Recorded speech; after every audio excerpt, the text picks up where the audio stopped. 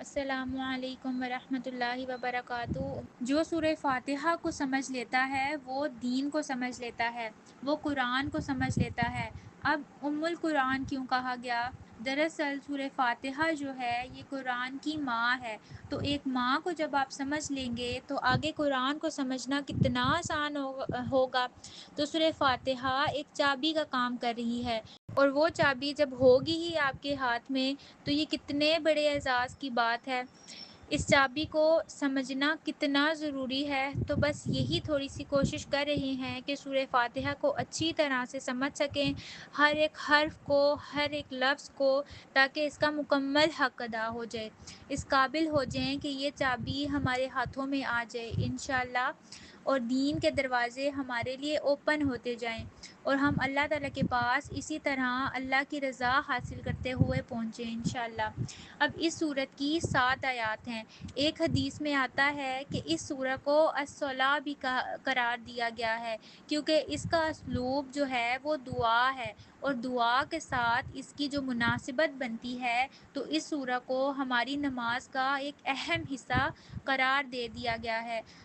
ہم ہر نماز میں سورہ فاتحہ پڑھتے ہیں، اگر سورہ فاتحہ پڑھیں گے ہی نہیں تو ہماری نماز ہی نہیں ہوگی، تو کس قدر اس کو نماز میں بھی اہمیت حاصل ہے۔ پہلے قرآن میں اہمیت حاصل ہوئی، پھر اس کو نماز میں بھی اللہ تعالیٰ نے اہمیت دے دی۔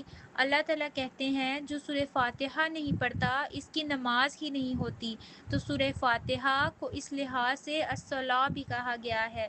ایک اور حدیث میں ہے کہ سورہ فاتحہ کو نماز قرار دے دیا گیا ہے، کہ جو نماز میں سورہ فاتحہ نہیں پڑھتا اس کی کوئی نماز نہیں۔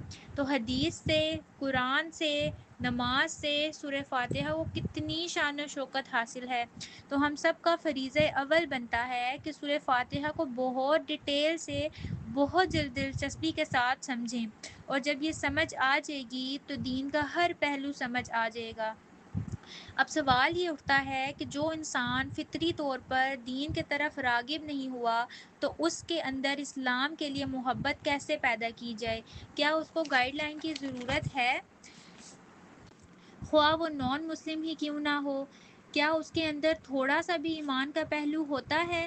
تو جواب یہ ہے کہ ہر انسان فطری طور پر مسلمان ہی پیدا ہوتا ہے، پھر جب وہ بڑا ہوتا ہے تو ان دو نتائج تک وہ خود ہی پہنچ جاتا ہے، اور وہ دو نتائج ایسے ہیں کہ اس کے لیے کسی رہنمائی کی ضرورت نہیں ہوتی، کسی وحی کی ضرورت نہیں ہوتی، کسی پیغمبر کی ضرورت نہیں ہوتی، یہ انسان کی اپنی عقل تسلیم کرتی ہے اس بات کو، ان دو پوائنٹس کو، ان دو نتائج کو۔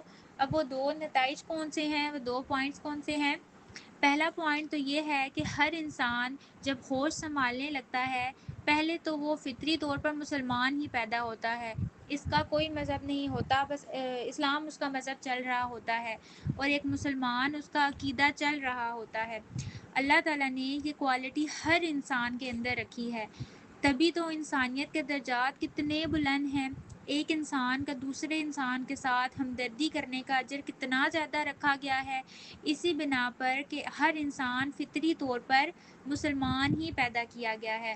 اب وہ دو پوائنٹ کون سے ہیں جو بغیر کسی وحی، بغیر کسی پیغمبر اور بغیر کسی رہنمائی کے انسان کے اندر موجود ہوتے ہیں؟ پہلا پوائنٹ یہ ہے کہ جب انسان ہوش سنبھالتا ہے تو اس کی عقل یہ بات تسلیم کرتی ہے کہ اس دنیا کو چلانے والا کوئی ہے جو اس نظام کو چلا رہا ہے۔ اب مسلمان جو ہے وہ تو کہے گا کہ وہ کون ہے، وہ اللہ ہے۔ اب جو نان مسلم ہے اپنی زبان میں وہ جو بھی گاڈ کو نام دیتے ہیں، لیکن وہ اس بات پہ یقین رکھتے ہیں کہ دنیا کو چلانے والا کوئی ہے، ایسے تو یہ دنیا نہیں چل رہی، ایسے تو یہ نظام نہیں چل رہا۔ ایک تو یہ پوائنٹ ہر انسان کے ذہن میں ہوتا ہے۔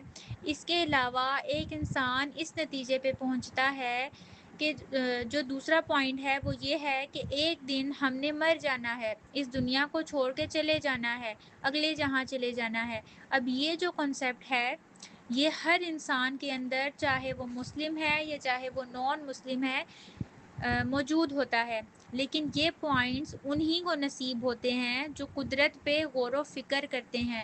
اب جب غور و فکر کے بعد انسان ان 2 پوائنٹس تک پہنچتا ہے تو انسان کی جو عقل ہے وہ بغیر کسی وحی، بغیر کسی پیغمبر اور بغیر کسی رہنمائی کے عقل تسلیم بن جاتی ہے۔ اب جب وہ عقل تسلیم بن گئی، اب جب وہ اس مقام تک پہنچی تو اس نے اللہ تعالیٰ کو پہچان لیا۔